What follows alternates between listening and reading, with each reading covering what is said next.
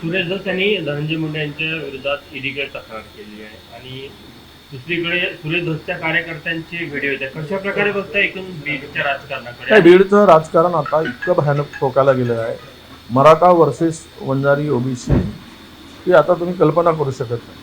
शाळामधून मुलं काढण्याचं काम सुरू झालेलं आहे त्या परिसरामध्ये मराठवाड्यात. म्हणजे मराठ्यांची शाळा असेल तर ओबीसींची मुलं काढत आहेत, ओबीसीची शाळा असेल तर मराठ्यांची मुलं काढणं सुरू आहे. ज्या इंग्रजी माध्यमांच्या शाळा आहे, सीबीएसई शाळा आहे, हे चाललं आहे ना, इतकं भयानक झालेलं आहे तिथे. ते आता तो राजकीय वाद आता वैयक्तिक स्तरावर गेला आहे, समाजावर गेलेला आहे. म्हणजे समाजाचा माणूस चोर असेल, उचक्का असेल, बदमाश असेल, कोणत्याही समाजाचा राहू दे, तर त्याला समाज प्रोटेक्शन देणार अशा प्रकारची प्रवृत्ती आता वाढीत आली आहे. कायदा सुव्यवस्था त्यांना काही देणं घेणं राहिलं नाही. कायदा सुव्यवस्थेचे धिंदवडे काढा आणि आपल्या माणसाला मदत करा. कोणाचाही खून करू दे, कोणावरही बलात्कार करू दे, पण तो आपला आहे ना, मग स्वाभिमानानं सांगा आमचा आहे, त्याच्यावर कारवाई झाली नाही पाहिजे, अशी भूमिका आहे. काय आरोपी असतो, तो कुठल्या धर्माचा कुठल्या जातीचा काय संबंध नसतो. परंतु महाराष्ट्रामधल्या बीड किंवा मराठवाडा भागातील 2-3 जिल्ह्यामध्ये आत्ता इतका टोकाचं वातावरण, टोकाचं पाऊल दोन्ही समाजाने उचललं आहे आणि त्यामुळे वातावरण फार गढूळ झालं आहे. सरकारचं लक्ष त्याकडे अजिबात दिसत नाही, सत्तेमध्ये मशगूल आहे.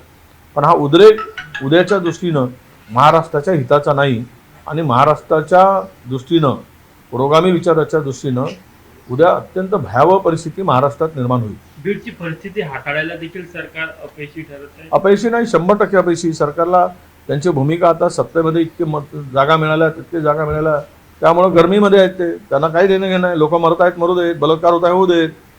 खून होत आहे, होऊ देत. त्यांना काय संबंध राहिला? त्यांना एकदम येऊन भाषण करतील, ठोकून देतील, आम्ही असं करतो, आम्ही तसं करतो. पण महाराष्ट्रात काय चाललं आहे? महाराष्ट्रामध्ये कायदा सुव्यवस्था राहिली का नावाला शिल्लक? आणि धाक राहिला काय कायद्याचा? ही सगळी परिस्थिती पाहिल्यानंतर बीड तर आज मी हे सांगेल की बीडमध्ये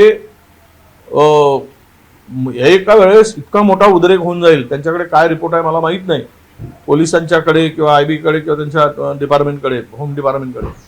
पण एक सांगतो, ज्यावेळेस काही घटना, इतकी मोठी घटना होईल की हजारो लोकांना, निष्पाप लोकांना आपला जीव गमवावा लागेल, अशा प्रकारची उद्रेकाची परिस्थिती बीडमध्ये आहे.